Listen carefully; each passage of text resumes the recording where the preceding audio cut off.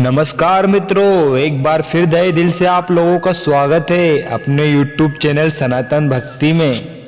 मित्रों, वेदों के अनुसार इस सृष्टि की रचना भगवान ब्रह्मा ने की थी और इसके पालनहार भगवान विष्णु है। लेकिन जब ये सिस्टम करेक्ट हो जाता है तो भगवान शिव यानी कि भोलेनाथ इस सृष्टि का विनाश कर देते हैं। परंतु हम इस सिस्टम के बीच इसके एजुकेशन की बात करते हैं। इस सिस्टम यानी कि इस सृष्टि को चलाए रखना, इसके लिए भगवान विष्णु के अनेकों अवतार होते रहते हैं। यदा यदा ये धर्मस्य ग्लानिर्भवति भारत अभ्युत्थानम् अधर्मस्य तदात्मानं सर्वज्ञान्यां परित्राणाय साधूनां विनाशकाय चतुर्भुजाम् साधुनाय विनाशकाय चतुर्विताय धर्म संस्थाय प्रार्थनाय संभवानी युगे युग। मैं अवतार लेता हूँ, मैं प्रकट होता हूँ। जब जब धर्म की हानि होती है तब तब मैं आता हूँ। जब जब अधर्म बढ़ता है तब तब मैं साकार रूप से लोगों के सम्मुख प्रकट होता हूँ।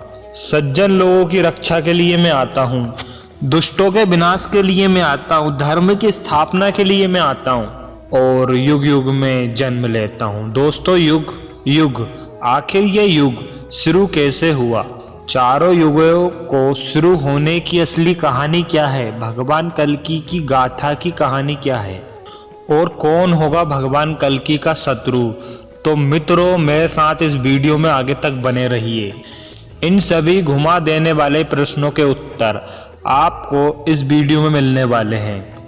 यदि आपने अभी तक इस वीडियो को सब्सक्राइब नहीं किया है तो सब्सक्राइब करके एक लाइक ज़रूर कर दीजिए और साथ में बेल आइकन वाला बटन ज़रूर दबा दीजिए। मित्रों, कैसे हुआ चारों युगों का आरंभ? ये बात तो हम सभी जानते हैं कि हिंदू पुराणों के अनुसार कालखंड यानी समय को 4 युगों में बांटना है और इसी कालखंड को सतयुग, त्रेता युग, द्वापर युग और कलयुग के नाम से जाना जाता है। हिंदू पुराणों में ऐसा माना जाता है कि जब भी किसी कालखंड में उस समय की परिस्थिति मानवों के अनुसार धर्म का लोभ होता है तो भगवान श्री हरि अवतरित होकर लोगों का विनाश करते हैं और फिर तीनों लोकों में धर्म की स्थापना करते हैं, जिसके बाद नए कालखंड यानी नए युग का आरंभ होता है। तो दोस्तों, आइए जानते हैं कि पुराणों के अनुसार सतयुग, द्वापर युग, त्रेता युग और कलयुग का आरंभ और अंत कैसे हुआ।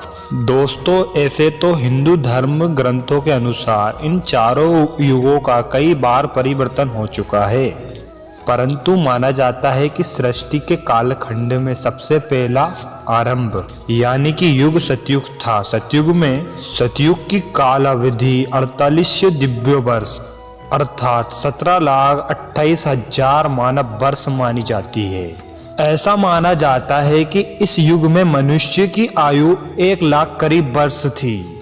साथ ही सतयुग में मनुष्य की लंबाई आज की तुलना में काफी अधिक होती थी। इस युग में पाप की मात्रा 0 विश्वास अर्थात 0% थी, जबकि इस युग में पुण्य की मात्रा 20 विश्वा मतलब कि 100% थी।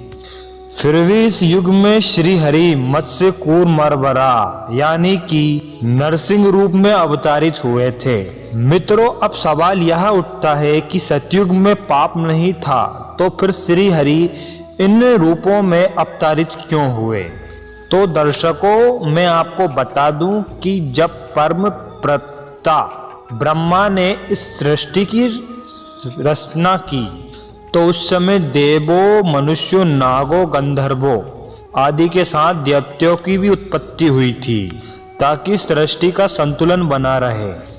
और इसी संकलन को बनाने के लिए सतयुग में श्री हरि श्रृंखला हिरण्याक्ष दैत्य और हिरण्यकश्यप का वध करने के लिए विभिन्न रूपों में अवतारित हुए थे।